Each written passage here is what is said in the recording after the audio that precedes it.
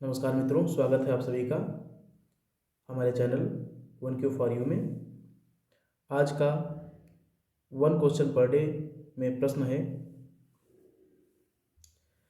राज्य व्यवस्था से, जो आपातकाल के संदर्भ में पूछा गया है। राष्ट्रीय आपात के संदर्भ में निम्नलिखित कथनों में से कौन सा कथन सही नहीं है। प्रश्न पर ध्यान दें, पूछा गया है कौन सा कथन सही नहीं है।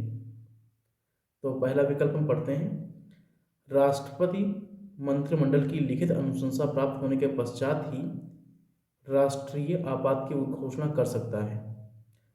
दूसरा कथन है, आपात को प्रत्येक 6 माह पर संसद के अनुमोदन के साथ अनिश्चित काल के लिए बढ़ाया जा सकता है। तीसरा कथन है, आपात की उद्घोषणा के अनुमोदन प्रस्ताव को सदन के कुल सदस्यों के 2/3 बहुमत से पारित किया जाना अनिवार्य है। तथा चौथा विकल्प है, राष्ट्रीय आपात की घोषणा को वापस लेने हेतु संसद की स्वीकृति की आवश्यकता नहीं होती है। तो हम प्रारंभ करते हैं पहले कथन से, जांच करेंगे तथा सही विकल्प को हम ढूंढ के उस पर हम टिक लगाएंगे। पहला विकल्प है, राष्ट्रपति मंत्रिमंडल की लिखित अनुशंसा प्राप्त होने के पश्चात ही राष्ट्रीय आपातकाल की घोषणा कर सकता है। तो सबसे पहले हम राष्ट्रीय आपात पर ध्यान केंद्रित करेंगे। राष्ट्रीय आपात अनुच्छेद 352 के अंतर्गत कब लागू किया जा सकता है? युद्ध की स्थिति में, बाह्य आक्रमण की स्थिति में, या सशस्त्र विद्रोह की स्थिति में। सशस्त्र विद्रोह को हम 44वें संविधान संशोधन के माध्यम से जोड़ा गया है, ये जानते हैं। अगला हम विकल्प देखते हैं, आपात को प्रत्येक 6 माह पर संसद के अनुमोदन के साथ अनिश्चित काल के लिए बढ़ाया जा सकता है। ये भी 44वें संविधान संशोधन 1978 के माध्यम से जोड़ा गया है। इससे पूर्व एक बार आपात अनुमोदित होने पर अनिश्चित काल के लिए स्थापित हो जाता था, उसको बार बार बढ़ाने की आवश्यकता नहीं होती थी। यह 44वें संविधान संशोधन के माध्यम से इसमें ये बदलाव संशोधन किया गया है। चौथा विकल्प हम देखेंगे, राष्ट्रीय आपात की घोषणा को वापस लेने हेतु संसद की स्वीकृति की आवश्यकता नहीं होती है। जी हाँ, तो इसमें संसद की स्वीकृति की आवश्यकता नहीं होती है। राष्ट्रपति अपनी द्वितीय उद्घोषणा के माध्यम से, दूसरी उद्घोषणा के माध्यम से इसे सीधे वापस ले सकता है।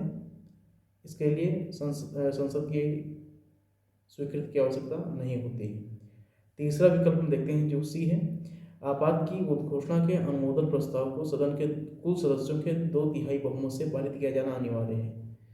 तो यहाँ पर थोड़ा सा समझना आवश्यक है कि यहाँ प्रस्ताव को सदन के कुल सदस्यों के 2/3 नहीं है, प्रस्ताव को सदन के कुल सदस्यों के आधे से अधिक तथा उपस्थित सदस्यों के 2/3 से अधिक बहुमत से पारित किया जाना अनिवार्य है। अर्थात कुल सदन में उपस्थित सदस्य का आधे से अधिक तथा मतदान देने वाले सदस्यों के 2/3 से अधिक, जो मतदान करेंगे उनका 2/3 से अधिक, परंतु सदन में कुल सदस्य संख्या का आधे से अधिक। अब एक और बात समझते हैं, प्रस्ताव को सदन के कुल सदस्यों के 2/3 बहुमत का प्रयोग केवल राष्ट्रपति के विरुद्ध महाभियोग की स्थिति में किया जाता है, जहां पर कुल सदस्यों के 2/3 से अधिक बहुमत की आवश्यकता होती है। तो हमारा सही विकल्प है सी। ये गलत है, क्योंकि यहाँ पर 2/3 नहीं, आधे से अधिक की आवश्यकता होगी तथा 2/3 मतदान देने वालों के लिए आवश्यक होगा। तो इसी के साथ हम आपसे विदा लेते हैं।